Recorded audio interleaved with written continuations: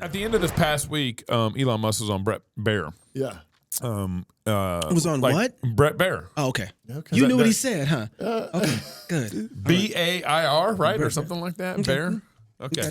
Not even Laura close. Ingraham. And And Billy Graham. And there's a couple actually things. Some of this we kind of already knew on some of this interview, but it's kind of stated in the context. So what Brett actually did was he got a bunch of billionaires in the room with Elon. Okay. That are all kind of helping in different ways to make the government more efficient, including the CEO of Airbnb now, or one of the founders, or maybe co-CEO, I think, or one of the co-founder, whatever. One of the big guys from Airbnb, and if you guys know, Airbnb is kind of woke. Mm-hmm. But what's interesting is he's on the same stage with Elon, helping Elon with some DOGE stuff. Besides Elon, you're one of several billionaires here, co-founder of Airbnb, and you wanted to help out. I bumped into Anthony and Elon probably back in February, and they told me something about a mine that was dealt with retirement, and they said they needed somebody to help out to fix retirement in the government. I loved the challenge, so I jumped on board, and it turns out there is actually a mine in Pennsylvania that houses every paper document for the retirement process in the government. Now picture this. This giant cave has 22,000 filing cabinets, stacked 10 high to house 400 million pieces of paper. It's a process that started in the 1950s and largely hasn't changed in the last 70 years. And so as you dug into it, we found retirement cases that had so much paper, they had to fit it on a shipping pallet. So the process takes many months, and we're going to make it just many days. Will it be digitized, or how? Absolutely. So this will be an online digital process that will take just a few days at most. And I really think, it's an injustice to civil servants who are subjected to these processes that are older than the age of half the people watching your show tonight. Right. So we really believe that the government can have an Apple Store-like experience, beautifully designed. Great. He's over-promising right there. Apple Store experience. Don't over-promise and under-deliver, buddy. I don't know. I mean, yeah, but it doesn't take a whole lot to improve that. No. I mean, a mine, a cave. Yeah. With, that's like how my garage is organized. Like this not. Yeah. Well, I was doing the math. You're going back to 1955. Yeah. And that's the kind of tech that you're dealing with. And now what's interesting is, like, Elon was talking about this. The reason they found this is not because they were looking for it. No. They weren't looking for this. Yeah. I don't know if we've talked about this before, but what happened was they were saying, okay, we know we need to make cuts. They want to cut $1 trillion of debt is what they're looking to do. Yeah. And so they said, hey, a lot of people who aren't on board, there was 40% of the current government that said they would completely push against Trump, what he was going to do. I think, Rod Martin talked about that last time. Yeah. And so what they said was, well, people who aren't on board and don't want it, why don't we just give them early retirement? But the problem was it would be too many people who would probably want to retire. They said we couldn't do it that fast. And Elon's asking all the right questions. Well, why can't we do it that fast? It's always the why. Well, because it takes us forever to try and retire someone, and we can only retire 9,000 a year. Right. He's like, why? And why can't we only retire? Like, why is nobody else asking the question, why can't we do this? Right? Mm-hmm. Well, they haven't been asking that question, at least about this, for at least 70 years. 1955. Yeah. Well, there was, That's my mama age. Right. Well, he's also the same guy who's been asking questions like, why can't we reuse rockets?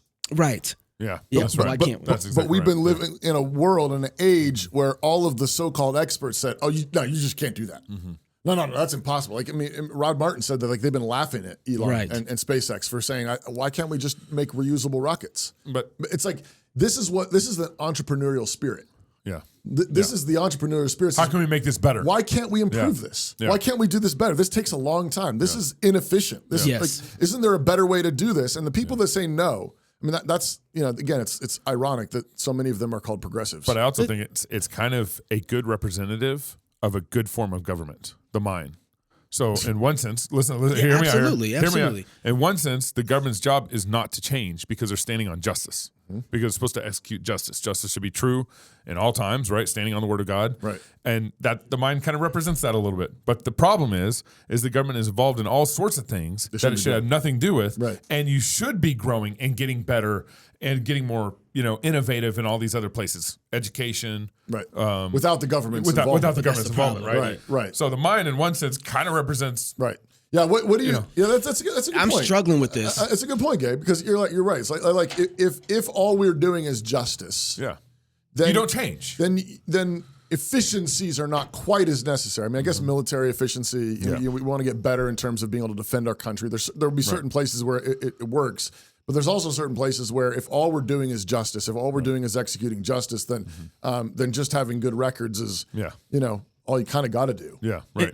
But it controls so much of what we do. Right.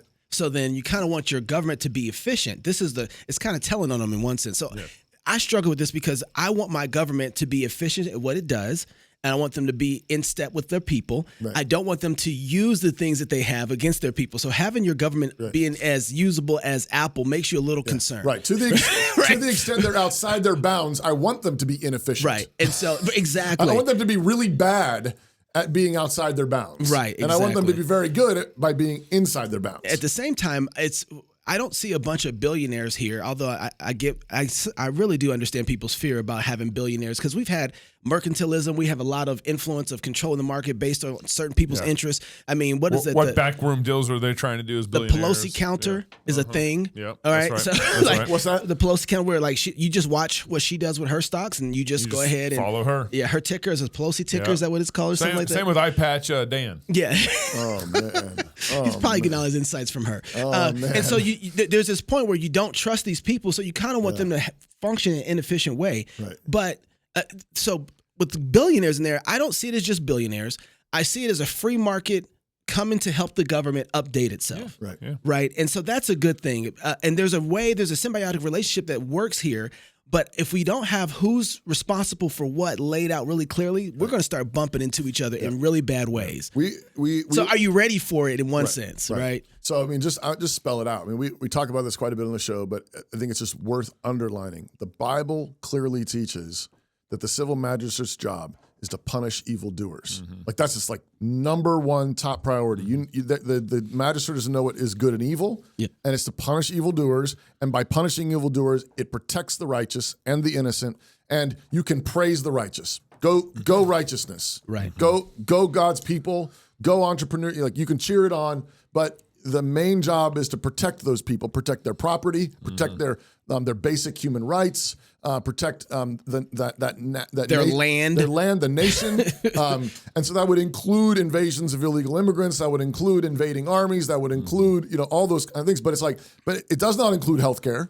It does not include education. It does not include the arts. It does not. I mean, there's all kinds of things where when you put that into the sphere of government, you're asking them to harm people. You're asking them to harm your way of life, which is what we've been doing for the last 70 years. I was going to ask you about this with Social Security. We were talking about Bonson about, okay, we know what the objective and the standard is. We want to get there where people can actually take care of their parents with the money that they have and make decisions for themselves without the government getting all the money and taking care of our old folks, right? We have a system that's broken right now. Right. And so you have this moment where it's like, what do you do? Because that's what I'm going to ask. You have Social Security and you have people that you've promised things to with this. How do you start then to engage a system where you start removing that responsibility from them because everybody is mad about what's going on because they think they're going to lose the money that's been promised them. Right. I think two things. Number one is I would say yes. So to those people that we have promised to provide for, the government is on the hook. And I think the government should keep its promises we're on the hook. To our parents. Yes. So, But I think at least one initial step would be allow for anybody that wants to opt out to opt out. Yeah, just on your own. Yeah, if you want to stay in the system, stay in the system. Right. You've already been hooked up, and you've got promises from the government. And I think we got to keep those promises. But I think those who want to opt out ought to have the freedoms. Right now, it's illegal to, unless you're a pastor. You're a pastor. Yeah. And I think there's like one other like conscientious objection of some sort in the law that people can get off. I opted out of Social Security. I'm not hooked up to it. because they allowed ministers to. I just need to go get ordained somewhere online. Yeah, it's true. You can do that. But I think I would offer that to anybody who says I don't want the government to take care of my retirement should be able to opt out. I think there's another clip of Elon actually talking about how Social Security, putting your money in Social Security is screwing yourself. Yeah. It's the ROI in the long run. Yeah. It's Yeah. the money that returns. It's just, I mean, it's really, really inefficient. Yeah. It's really dumb. Yeah. So it's, I mean, like, I'm glad, I'm thankful for people like this who understand the free market. And they're like, that's the stupidest thing. Like, that's a really lame way to plan for your retirement. But I would start there. I would love for there to be a law passed that said the government is obligated to continue to keep its promises to those who have signed up. We need to keep those promises. These are our parents. These are our grandparents. Even though that was bad, that was dumb. We shouldn't have done it. But those who want to opt out now are free to. But I think there's an element to this, though, where everyone's kind of responsible for it because they all kind of wanted the system in one way or another.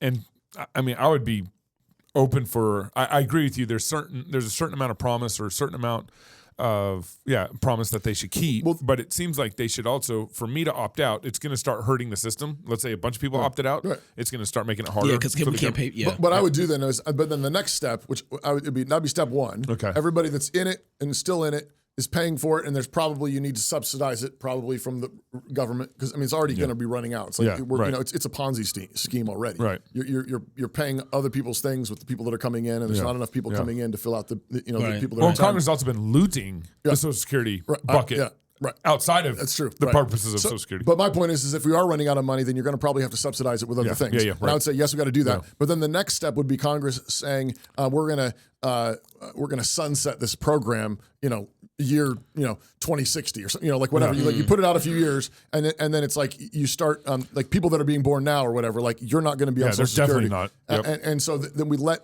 people that have already planned on it, who've banked on it. Okay.